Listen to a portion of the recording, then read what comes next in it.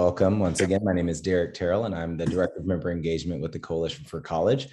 So first, I just want to let you know a little bit about what the Coalition is and the work that we do, as we have all Coalition member schools here today. So the Coalition is actually more than 150 colleges and universities, and they all have a proven commitment to access, affordability, and student success. So we actually believe that Coalition schools are smart college choices because of that commitment that they all share, because they're dedicated to graduating students on time with low or no debt. And this includes students that have been historically underrepresented in higher ed. So we can go on 2 slides. So members of the Coalition actually provide the variety of smart college choices, as I mentioned, for students to explore and apply to, and they have a wide range of student body sizes and levels of selectivity. And still collectively, Coalition schools outperform the national averages by about 17% when it comes to retention and graduation rates. And those are really important factors to consider as you're thinking about college, and those of you on the call who are supporting students, that's also something that you really want to think of as you think about the time and the money that you'll invest in your student or your friend or your own education. So when you're finalizing a college list or thinking about where to go, these over 150 Coalition schools are a really great place to start. We can go to the next slide and then the next one after that. And then the last slide here is just saying that we provide a set of tools called My Coalition for you to learn about, prepare for, and apply to college. And you can get access to these by creating a free account. You can also follow the Coalition on Instagram for some inspiration to your feed. So if you go to the next slide, you'll be able to see that on Instagram. It's Coalition for College, so at Coalition for College. So feel free to check us out. And with that, I'm going to turn it back over to Guy and to Justin, who are our presenters for the evening. Excellent. Thank you so much, Derek. So let's go ahead and start off with introductions. Guy, why don't you take it away? Absolutely. Thank you, Justin. And good evening, everyone. Thank you all for joining us. My name is Guy Hatch. I use he, him series of pronouns, and I'm a senior assistant director in the Office of Admissions at Kenyon College. And Justin. Excellent. Thank you, Guy. My name is Justin Wilson. Currently, I'm an assistant director of admissions at Washington University in St. Louis. And we do have another teammate that was unfortunately unable to make it with us today, Josh Wilkinson, but I definitely want to go ahead and call him out as he did a lot of work with us on this presentation. Josh is the current Associate Director of Admissions for Communications at Bucknell University. Alrighty, so starting out with building key relationships. Let's see what these relationships look like. 3 key relationships: high school counselors and guidance officers, college admissions counselors, financial aid officers. When it comes down to our high school counselors and guidance officers, they're going to be with our students every step of the way, including the parents. For college admissions counselors, every institution your student is considering, they have an individual designated specifically for them based off the territory of recruitment. When it comes down to financial aid officers, absolutely, every student, every family has a financial aid officer designated towards them. And I encourage parents to, initiate these relationships with financial aid officers. But we'll go into that further detail in later slides. But yeah, let's see for the high school counselors. The high school counselors, guidance officers, find which one has your student in their docket. Schedule a meeting. Be open and honest about your concerns. Listen. These meetings are designated to not only build upon relationships, but to also, I guess, create the clarity in which students are looking for in a best fit situation between all of the institutions they're considering. When it comes down to taking advantage of resources and guidance offices, you're going to see print materials. You'll also see online platforms such as Naviance, Score. The sole purpose of these resources is to make the process even easier for our prospective students throughout the college search process. And for our next slide, connect with college admissions counselors. Finding your admissions counselor, either on the internet, on campus, at an event such as a college fair. These are opportunities for students to create these relationships with their admissions representatives. Why? Because not only are we experts on the institutions that we represent, more often than not, we also end up being the first reader on the application. Therefore, we're going to be the expert on your application when presenting to the rest of our committee. In addition to being the first reader, they may become the biggest advocate once again when it comes down to institutional priorities and relationships created not only with the school, but the student in particular. Having that additional advocate in your admissions officer goes a long way. We also encourage students to establish a relationship with financial aid officer as well as the admissions officer. Like I had hinted to towards, with the parents as well. Just like, Justin and I, when we see a familiar name with an applicant and, we get a boost, we sit up in our seat because we're greatly anticipating reading the application. Financial aid officers feel the same way when they see your parents' name with financial aid appeals per se. That could be that extra nudge to say, hey, you know what? Let's dig down even further into our pockets to see what we can make possible for this family. And for our next slide, talking to admissions counselors at events, like I'd mentioned earlier, whether it be a college fair, have some common questions you ask all schools, as well as some school specific. That way you can, survey later on after the fair and even rank each institution's response, whether it be off transparency or whether it be off actual fit. And that's going to go a long way in your college search process. When it comes down to high school visits, how to find out about them, what to expect. Your counselor is usually sending out an not only an invite, but also posters informing the student body of these visits taking place. So we certainly encourage students to get in touch with their teachers as soon as possible to make time to step out of class for these visits. It also doesn't hurt to reach out to the admissions officer prior to their visit to tell them, hey, I'm looking forward to meeting with you. Or, hey, you know what? I'm sorry, I couldn't get out of this test. Otherwise, I would have been there. I would love to follow up with you after your visit. For schools who track demonstrated interest, that will be noted and that will go a long way in your favor as well. Information sessions. Seen as just a sit down college fair, so to speak, when it comes down to, having that question prepared, but also, questions will develop throughout the info session as well, in which you'll be able to ask the admissions officer or even a student panel if they're available. When it comes down to virtual visits versus on-campus visits, know your options. COVID has the silver lining with COVID, it has created accessibility throughout an online platform. But in addition to that, schools vary in their response to COVID and whether they're welcoming on-campus visits or whether they're strictly virtual visits. You certainly want to take advantage of any visit opportunity available. So certainly do your research and, see if they're offering in-person or virtual strictly. Advantages and disadvantages to both. Either way, you're going to be gaining knowledge throughout that sit down.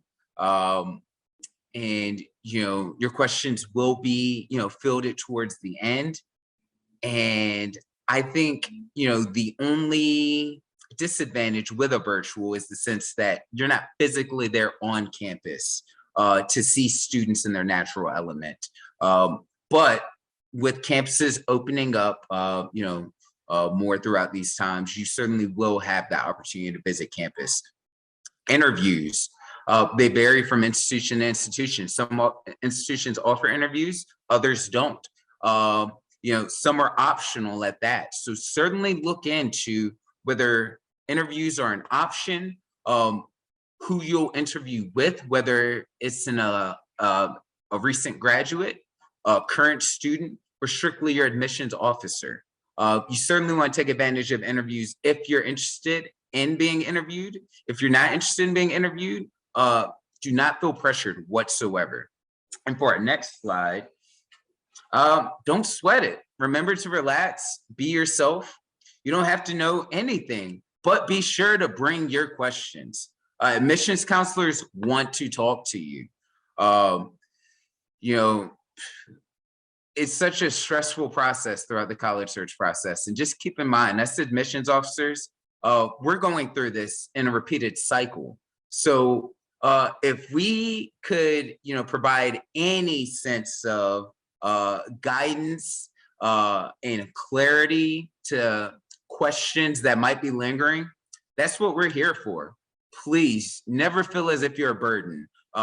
We're excited to receive questions. We're also excited to receive updates, on how school is going. So yeah, please build that relationship and do not ever feel as if you're overstepping your boundary. Excellent. All right. Thank you, Guy. We're Thank going to you. jump into, thank you. We're going to jump into some information about financial aid. And if I'm being completely honest, this is one of my favorite things to talk about within terms of the college search process, because it is one of the most hardest and most difficult things to comprehend, to wrap your mind around. We're just going to go through some of the very basics in terms of financial aid and scholarships tonight. We could have a whole, 5-part session over 5 weeks to talk through all that you should know about financial aid.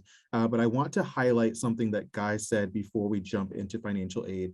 And that last piece that he said is that we are always willing to talk with you. We want you to ask questions. We want you to engage with us in ways. If you feel confused, if you need clarity, if you're looking for answers because you just don't know, what is going on within your process, don't hesitate to reach out to us. So let's talk about financial aid. We're going to break down some of the very basic terms in terms of financial aid, starting with the CSS profile and the FAFSA. These are kind of 2 different processes that come towards the same result.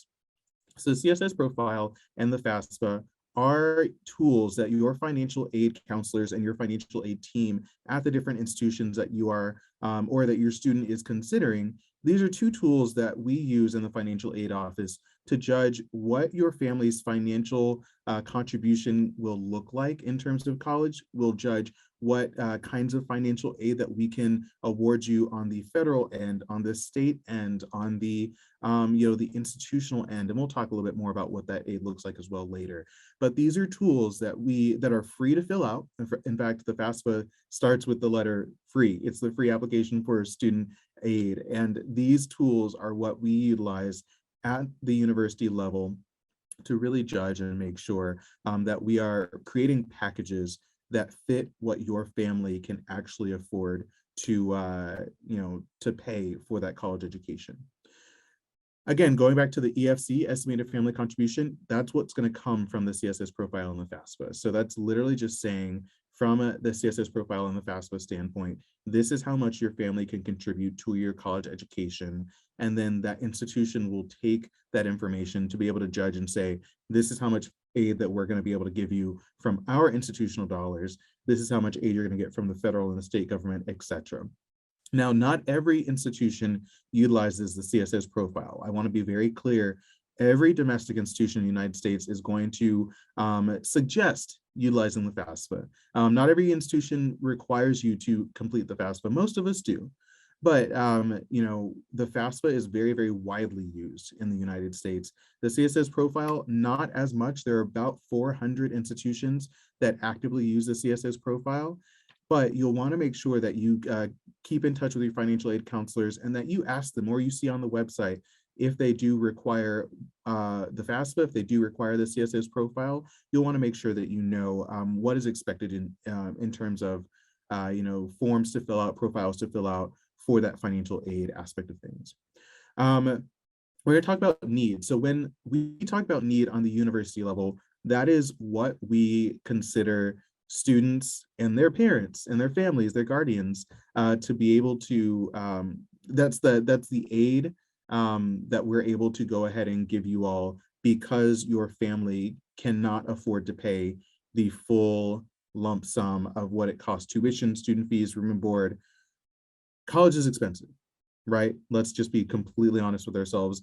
Some might say it's a little too expensive and that bubble will burst sometime soon. But what we talk about when we talk about need is just thinking through what kind of aid can we give to students to be able to make college more affordable. So we've got that need-based aid, and then we've got that merit-based aid. So need-based aid, again, just making college more affordable for every single individual student who has need. That merit-based aid is going to be based on specific areas, target areas that the institution has decided are going to be populations of students that get specific scholarships. So let's say you have amazingly high ACT and SAT test scores, or your GPA is fantastic, you're the salutatorian, valedictorian. You might get a merit scholarship based on that academic excellence. You might get a merit-based scholarship based on your predisposition for leadership. You might get a merit-based scholarship based on several different factors that the university has declared are important to them. And so we give scholarships based on merit to those students who fit these qualifications that we're looking for in terms of population of students. What are scholarships? And what are the difference between scholarships, grants, work study, and loans? So we're going to kind of tackle all four of these. Scholarships come from the institution directly if they're coming from the university or college. You also have the opportunity of getting scholarships on the external side of things, and we're going to talk about that on the next slide. But scholarships and grants as well are money pieces that do not have to be paid back. Now, these scholarships might come with stipulations. We might say at the university level, you get this scholarship if you do X, Y, Z. You have to go to this dinner, or you have to have a one-on-one meeting with the person who is awarding these scholarships to you on the university side of things. So you'll want to make sure when you're selecting scholarships to apply for and selecting scholarships to accept, that you are clear on what the expectations are for you on accepting those scholarships. Grants can come from both the university dollars as well as from the federal and state governments as well. So again, these are pieces of aid, pockets of aid that you will not have to pay back as a student who is going through their 4 years or 5 years or 6 years of their college education for the undergraduate degree. Then we look at work study and loans. Now, work study and loans are going to, for the most part, come from the federal government. Work study is a way for you to earn money that, again, you will not have to pay back, but you do have to work for it in the moment. So for instance, you might see that you qualify for federal work study on your financial aid packages, and you are going to be encouraged to go through the institution's portal to check out and see what kind of work opportunities are available for you. I'm going to put this in a very personal way. When I first came to college and was looking at how to make it affordable for me, I was offered work study, and my first work study job was working in the recreation center as someone who wiped down the machines after people were done using them. Obviously, I didn't love that, and so my next work study job very quickly was in the theater program, building sets. But those are the type of work study jobs. You have work study jobs where you can give campus tours. You have work study jobs where you are going to be working in specific offices doing filing or different managerial aspects of the work. So there are plenty of different types of work study, and you can see work study both, again, like I said, on the federal side of things. You can qualify for federal work study. There are also institutions out there where you can qualify for institutional work study. Maybe those dollars aren't necessarily coming from the federal government, they're coming from the institution themselves, but that's still money that you don't have to pay back as long as you put in the work on that regular basis to be able to earn that money to go towards your college education. And then loans. We hate talking about loans, right? But they're a reality of our college conversation these days. So loans are going to come from a myriad of different areas, but most likely you're going to see loans that are coming from the federal or the state government. And those loans typically will have, those are pockets of money that you will have to pay back. So they're literally loans that the federal or state government, or in some cases, external partners will give to a student to say, hey, we want to help you fund your education. We eventually do want this money back, and you'll have to pay this back with interest. but we're going to go ahead and give you these loans. The most often, or excuse me, the loans that you're going to hear about the most often are going to be the federal loans, the subsidized and unsubsidized direct loans. And we can talk a little bit about those if you have different questions about those loans. But those are some of the terms that we want to go into when we're talking about financial aid really quickly. Again, this is a conversation we can continue to have for some time, but we're going to go over just the basics. So let's talk a little bit more about scholarships. Like I mentioned before, we have institutions will have different types of scholarships. The most popular of those options are going to be merit scholarships. And we can have merit scholarships that are either talent-based or based on your academic education and success. They can be based on your division of study. They can be specialized scholarships. So you can get scholarships. I'm sure you've heard the old adage, you can get a scholarship for being a red-headed, left-handed, blue-eyed, person wanting to study pre-med. And some scholarships do get very granular and specific in that. Most of them don't, though. So you can earn scholarships both from the institutions that you are interested in considering, or that your student is interested in considering for their next step, their post-secondary education. You can also earn scholarships from external populations. Different schools handle scholarship applications, the process, and the timeline differently.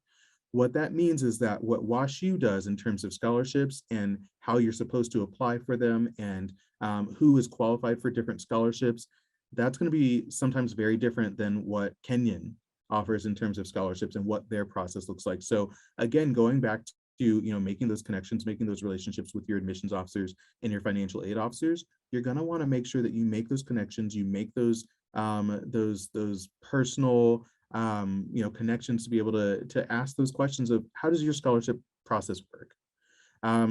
A lot of this information is also going to be on the websites, though. So before you ask these questions of your admissions officers, your financial aid officers, you can often just find all the information about the scholarship processes for each different institution that your student is looking into right on that website. But I talked about some external scholarship opportunities, and I would be remiss if I didn't go deeper into those scholarship opportunities. So there are going to be companies out there like College Board, like Unigo. For my St. Louis or Midwestern folk, we've got St. Louis Scholarship Central. You have tons of different external entities out there that have scholarships that they promote from companies, from other institutions that your student can actually go and apply for through these entities. So your students can put together a profile on College Board, on Unigo, and that profile will suggest different scholarship opportunities that your student might be eligible for. And these scholarships, I want to put this plug in here right now.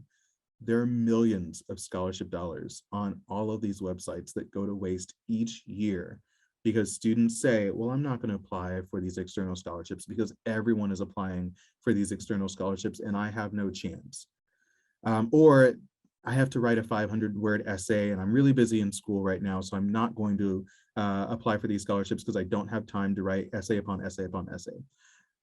The trick with all this is most students are thinking that. Most students are thinking, I'm not going to apply for these scholarships because the pool is just going to be too competitive. I'm not going to stand a chance, which means that a lot of scholarship dollars are going to waste each year. So I want to encourage you, our community-based organization counselors, our high school counselors, our parents and legal guardians, please, please, please, please, please encourage your student to just look at what scholarships are out there and to apply to, maybe let's give it a five scholarships out there, because there is a good chance that your student can qualify for external scholarships. Another part of the conversation that you're going to want to have with your university financial aid counselors or your admission counselors is, how does your university handle external scholarships? Some institutions get really picky about what types of external scholarships they actually will accept. Some institutions don't accept any external scholarships. You'll want to make sure that you have those conversations with the appropriate people on the university side to see, okay, well, what can I expect? I want to say this, if you forget everything else that I've said about this slide, I want to say this. Do not ever pay to apply to scholarships. We know that this process can be really tricky and that there are a lot of moving parts to it. One of those moving parts is recognizing when you're being scammed. And so, you know, there used to be, we don't have this problem anymore so much, but there used to be plenty of organizations that would put a fake FAFSA out there that you had to pay to fill out. Again, the first letter in FAFSA is F, that F stands for free. The same thing with these external scholarship websites. They're external scholarship websites that will say, hey, you know, we found a bunch of different scholarships that your student might be eligible for. You have to pay $80 to see what scholarships those are. Don't do it. Don't do it. There are plenty of free external sites to be able to utilize to find external scholarships. You don't have to pay for any of those other sites. Again, College Board, Unigo, FastWeb, Scholarship Central. You'll want to have conversations with your school counselor and your university counselors as well to see what other scholarship opportunities, external scholarship opportunities exist out there for you. But there are free opportunities. Do not pay to apply to external scholarships. So I want to talk really quickly about some strategies and tips and tricks in approaching financial aid. So my first strategy is be proactive. And I have a couple different points that I want to talk about within being proactive in terms of financial aid. Again, like I said before, and like Guy has said before as well, connect with your financial aid counselor early. Connect with the people that are supposed to be here to help guide you through and demystify this process early. Like I said, like I'm saying now, we promise you're not bugging us. This is literally our job, is to help you through this process. So if you have questions, if you need clarification, connect with us early. We'll walk through these processes with you. And as you continue to have questions, as you move through the process, continue to connect with us, continue to reach out. Again, that's our job. And most of us like our jobs. I would also say complete the CSS profile and the FAFSA early as well. So the CSS profile and the FAFSA, those forms will open up October 1st of your student's senior year. So we absolutely suggest getting that information. Now I don't necessarily mean fill these forms out by October 1st, right? That's not what I'm saying. The forms will open on October 1st. And instead of saying, oh, well, great, I have until February 1 to get them taken care of, or I have until the university's deadline to get them taken care of, you'll want to just make sure that you start working on them as soon as possible, because again, the CSS profile and the FAFSA, while they are tools, useful tools that the institutions will use to figure out what your family's financial need is, they're not easy. They're not easy, and we want you to give yourself enough time to cycle through them and to figure out what tax documents you need to be able to complete the CSS profile in the FAFSA, to figure out, you know, how you need to calculate your investments and your equity and all that good stuff for the CSS profile and FAFSA. And we want you to take some time to be able to figure out what questions you have about these forms. So start that process early. We also want you to be curious. So like I said before, explore different external options for scholarships. Talk with your community-based organization counselor if you work with a community-based organization, or CBO. Talk with your school counselor. There might be scholarships that are specific to your high school that you can take to any college or university that you are wanting to go to, or there might be external scholarships that are specific to your area. Like I said, with St. Louis, we've got Scholarship Central. So make sure that you talk with your school counselors, with your CBO counselors, anyone who is supporting you through this process who might know about external scholarship opportunities. Talk with them, and talk with them again early. And again, ask questions of them. Do not feel like you cannot ask questions because you don't want to look like you don't know anything. I'll say personally, and I will speak for myself. I can't speak for Guy or for Derek or for Josh. I will say personally, I don't expect you to know anything about the financial aid process. And not that you are ignorant. It's just such a complicated process. If you do know anything about financial aid, that's icing on the cake, but I'm always going to approach you when working with you through financial aid as if you don't know anything, and then we'll work from there. So don't be worried about asking a dumb question, because it's not a dumb question, number one. Number two, I'll meet you where you're at. And I think I can probably speak with Guy as well. He'll meet you where you're at with your understanding of financial aid. So ask those questions. Be aware. We want you to know your deadlines. We want you to talk with your school counselors. We want you to talk with the university counselors, your admissions officers, your financial aid officers. We want you to look on the website, know when your applications for admission are due, know when your applications for financial aid are due. Know, there are several deadlines depending on what types of aid you're looking at. Make sure that you have a spreadsheet or a notebook or something that'll just keep track of when your deadlines are, so that you don't miss any deadlines and then kick yourself later. And this is the last piece that I want to say, and this is actually, I think, so important, and we don't talk about this often enough. Know that you can ask for appeals. That is so important, I think. When you get a financial aid package from a school, from a university or college, I think so many people think, well, that's just what the university is giving me. And that's that, and I'm washing my hands and I just have to deal with that. That's not true. That's not true. There's so many institutions out there that will take you through an appeal process, if you ask for it, where you can actually earn more financial aid than you were initially given. And that appeal can be done based on differing circumstances from your finances 2 years ago to this year. It can be done based on how many children you have in college at once. It can be done based on, if there are recent medical expenses, or, knock on wood, a death in the family, or any sort of extenuating circumstances.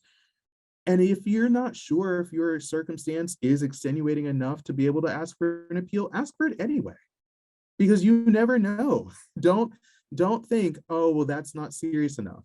That's for us to decide. That's for the institutions, your financial aid counselors and your financial aid offices to decide. And there's not a guarantee that your appeal will come back with more money, but if you never ask, you'll never know. So that is where I'm going to end my talk about financial aid. And again, we have plenty of time to be able to answer any questions you have after this. I'm going to turn it back over to Guy. But just as a reminder, if you have questions, please wait until the end of our presentation. We will take questions and we'll go from there. Thank you all so much. Thank you, Justin. So next we have student support and resources available. All right, so for support and opportunities as a student, accessible resources, we're talking free, low cost, accessible healthcare resources. At every institution, it's going to vary, but this question should not go unanswered before committing to an institution whatsoever. Should you drop this question on an admissions officer during a college fair? Sure, if you feel like it, but at the same time, these are intended to be more in-depth conversations, the one-on-one conversations in which you can actually go into specifics as far as what you're looking for as a student or as the guardian of a student. Address learning differences and disabilities. This should also be addressed early on as well. Every institution has a SAS office or a student accessibility services office in which their sole purpose is to be there and advocate for our students. I know, specifically speaking for the institution that I work for, when it comes down to prospective students communicating concerns with us, we'll connect them with our student accessibility service office. That way their questions can be fielded and their concerns can be addressed prior to them even stepping foot on campus. Once you step foot on campus, we like to arrange for a meeting so you can have a sit down with the staff member who will be working with your student from day one. In addition to that, advisors. So identity-based support. ranging from student groups to multicultural affairs to TRIO, etc. These resources are on campus to be utilized. You know, it's a privilege to say that one's greatest obstacle is going to take place inside a classroom at the college or university of their choice. Most likely, that greatest obstacle is going to take place outside of the classroom. And we as admissions officers want to assure y'all that we have support and resources amongst your peers and staff members when it comes down to being with students every step of the way. Culturally responsive advising. Our staffs, our faculty are annually trained when it comes down to being able to provide and service for all of our students as a whole, and to acknowledge their unconscious bias, and for that to be addressed as well. So if you ever feel as if you're vulnerable to the discretion of a professor who isn't seeing eye to eye or understanding of your situation, you have support and resources put in place for you to reach out to these individuals who will advocate on your behalf. And you are not on your own whatsoever. And for our next slide, we have continuing the support, orientation, the transition of support, student-centered, non-transactional. So the purpose of orientation is to help you become more accustomed to not just the campus, but the surrounding community, you know, your peers throughout the community, as well as as well as faculty and staff members as well. Initiating these conversations and building upon these relationships will travel with our students throughout their 4 years on campus and beyond. For pre-orientations, meeting student needs and interests, building community to facilitate transition. You know, every first year class is going to have their cohort, but within that cohort, you have cohorts as well, multiple. And these multiple cohorts are needed in the sense of based off of students' interest, based off of their needs. You know, when you're going through this transitional period on the campus of your choice, just know that you're surrounded by an entire class of incoming students who are currently going through that same phase issue. Just know that, you know, the upper class on campus have also gone through that experience as first year students as well.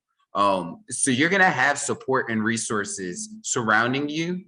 And we just encourage students, as difficult as it is, to be vulnerable, to reach out, and to not only lend support, but also be open and willing to being supported as well, because we all need that from time to time. And for our next slide, we have supporting mental and physical health during application process. All right, so supporting mental and physical health. This is another question, very key question, if not the first question that should not go unanswered. If a school doesn't have it on display, the resources and support that they provide, families should certainly inquire about it. You know, not only are we here for you throughout the application process and the decision process, but we have colleagues in the Student Affairs Division who will be with you every step of the way throughout your 4 years and beyond once again. And being able to have these questions answered earlier rather than later, even better than when needed, so to speak, it certainly eases the transition in the not knowing, and instead knowing where these resources are located and how to go about accessing them and fully utilize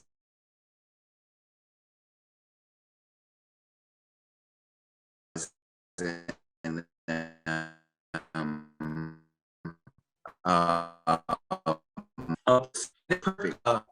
Thank you so much, Justin. All right, so yes, I've seen the questions making their way into the chat.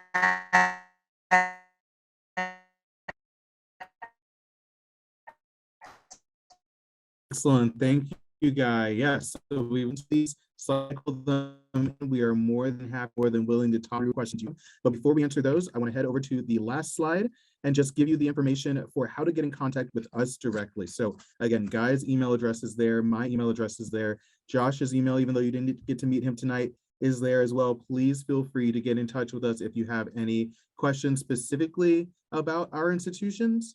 But also, and again, I'm not going to speak for you, Guy. I'm not going to speak for Josh either. If you have more just general questions about the admissions process, even if you have never heard of WashU in your life, don't care about WashU, don't want to go to WashU, I am more than happy to just speak in general in terms of any questions you have about the process. So I'm going to go ahead and stop sharing my screen now that you've had some time to write our email addresses down. If you have not had time yet, they are going to be on our websites as well.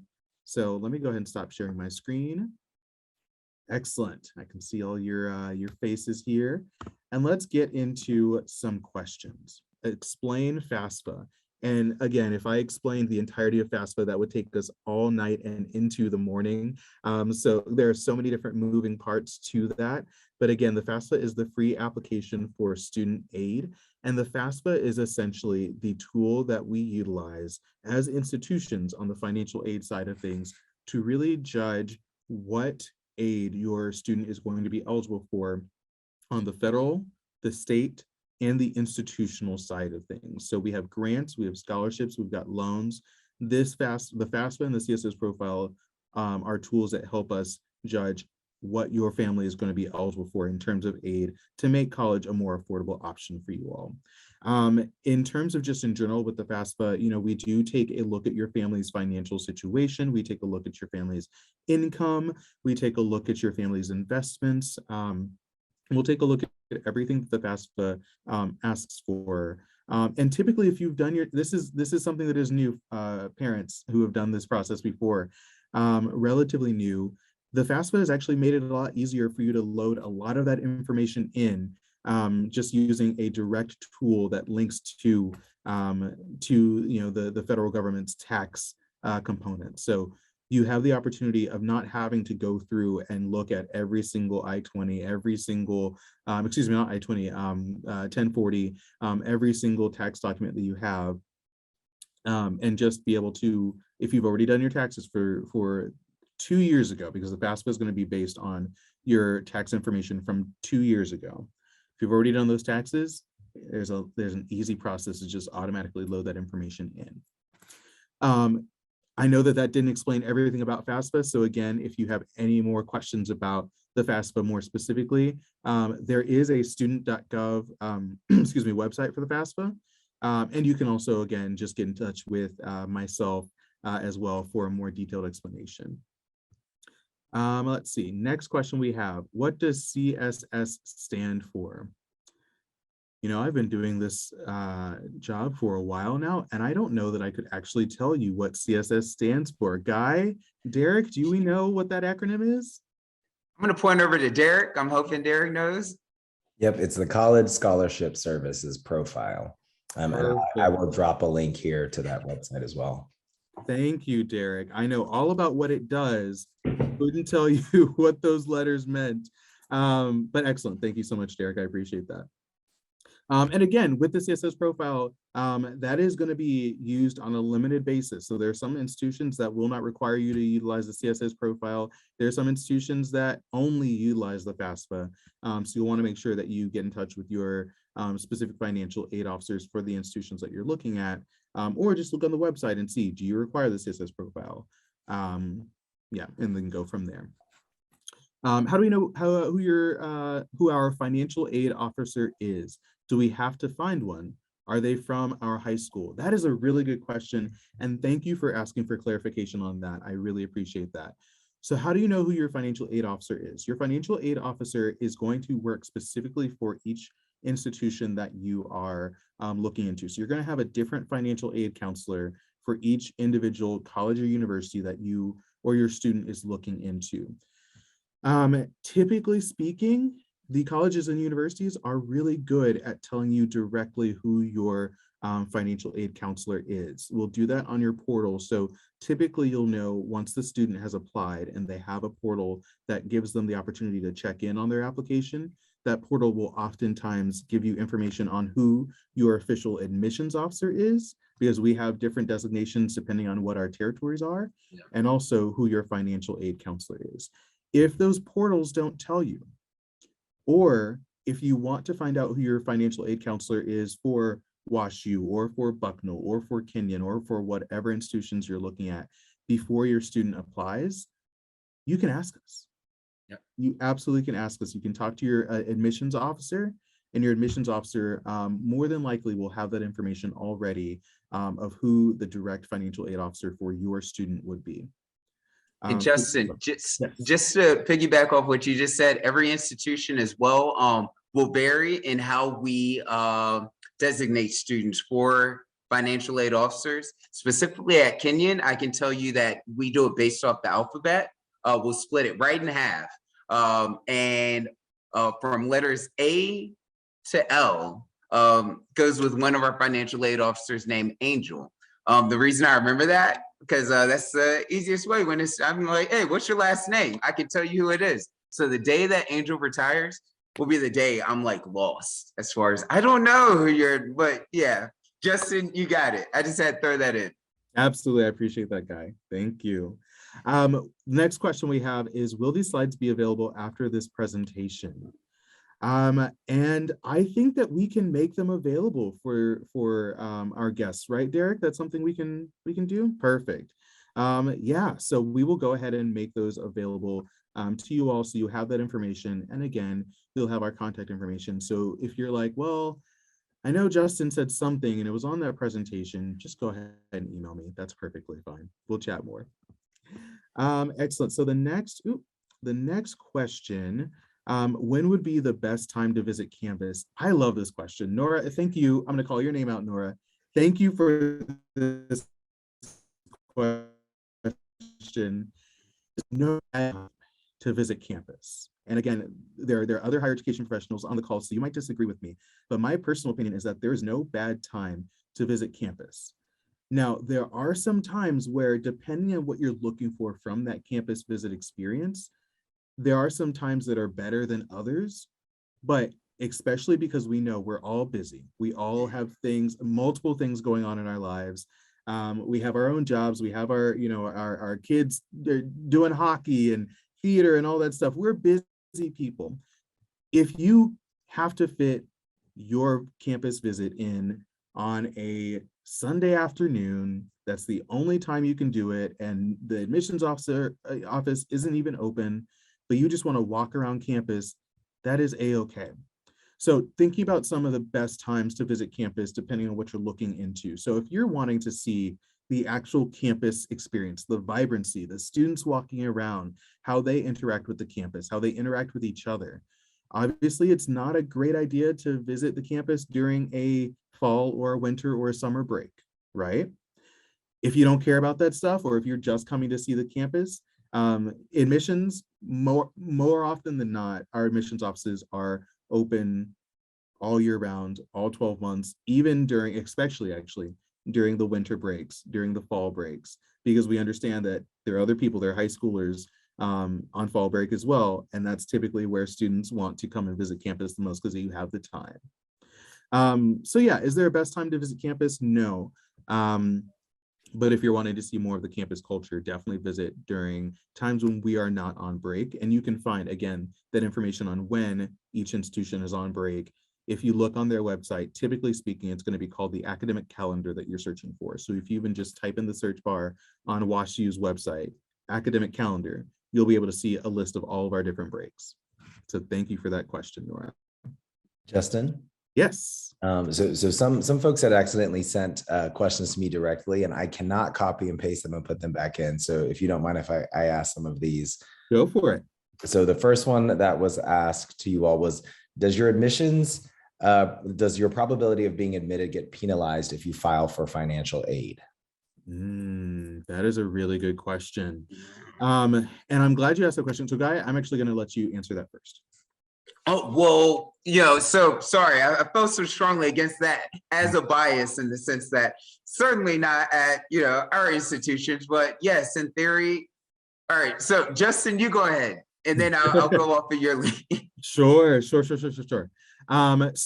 I can tell you very specifically,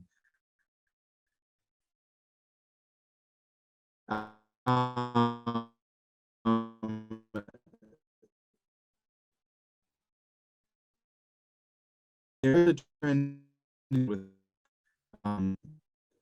and with that, parents will never come across. But we mean when we say we're going to be blind is that we are no longer going to take your financial aid information into account when we're making decisions on your admission or on your student's admission on their application.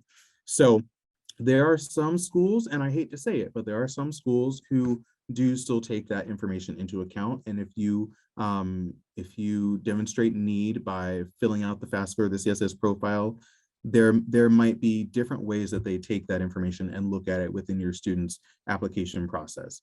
But very specifically with those students who are, or for those schools who are need blind, doesn't matter to us. So I will say that's another question, and that's a really good question to ask each individual school that your student is looking into. If I apply for the FAFSA and the CSS profile, will that hurt my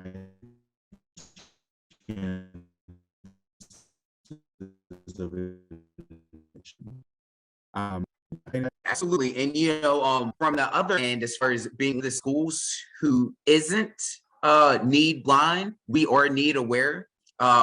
This one it comes down to building that rapport and that relationship with your admissions officer where they can be transparent with you.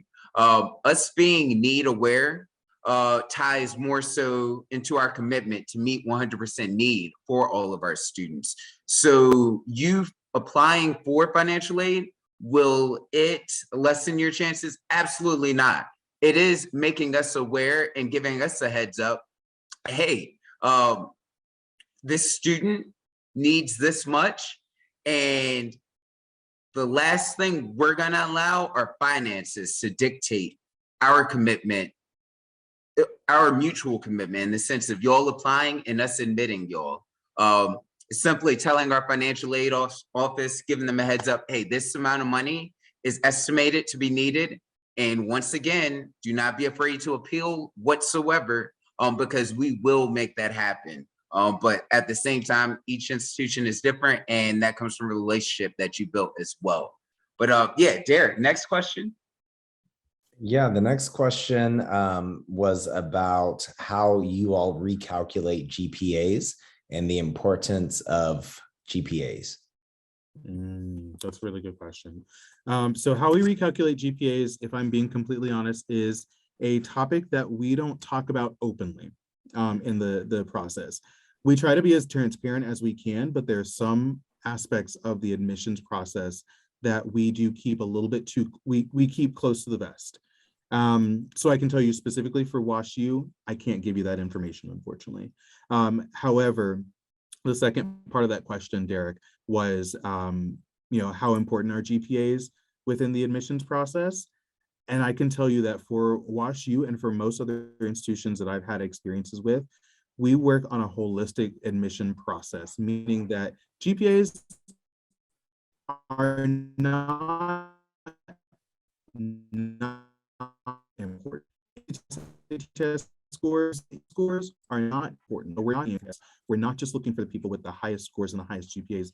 For WashU, and again, most of the institutions that I've worked for, in conjunction with, say we want students to show us excellent. Also, you are looking for absolutely, yeah. And to second what Justin said for the first half of that question, the most I can give you is for that extracurricular, for that, for that gym class. Don't take it for granted. I mean, are we gonna, hold it against you? But it does show more so about character and really even just being able to follow instructions, thinking back to gym class. So just don't take those courses for granted. And then, based off the GPA as well, are we looking for the perfect 4.0? Absolutely not.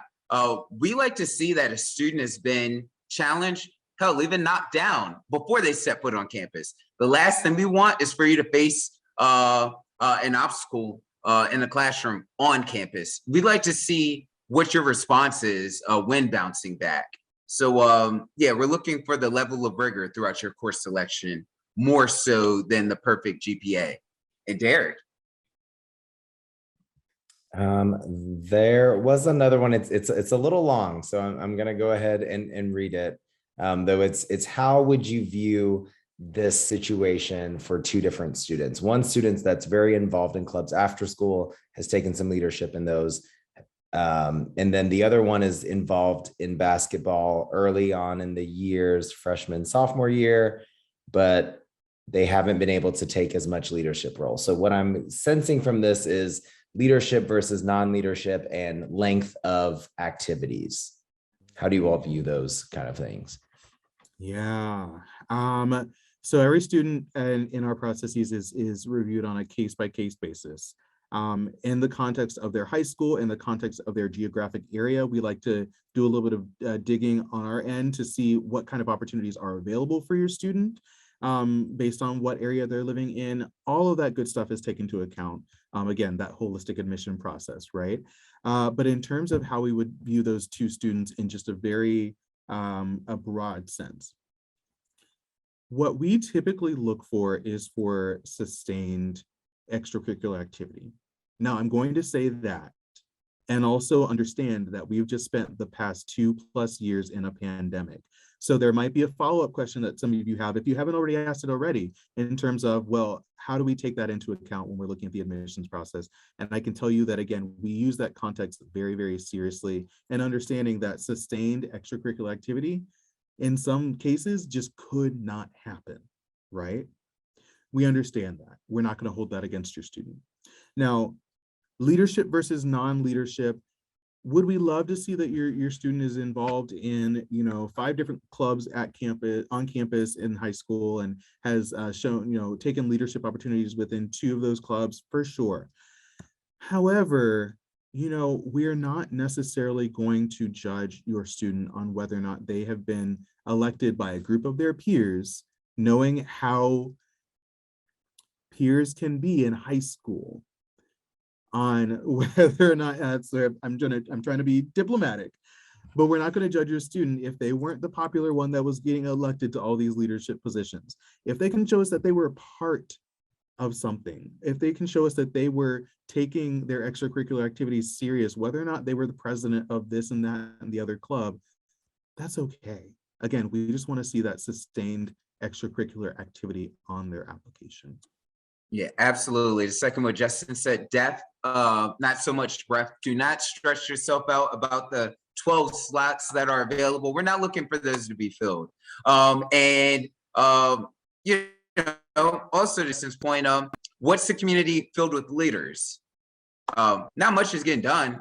We need followers just as much as leaders, strong followers, that is. So yeah, please do not get wrapped up in the I'm not popular, I'm screwed. Absolutely not. Derek. So I know we are a little bit after the hour.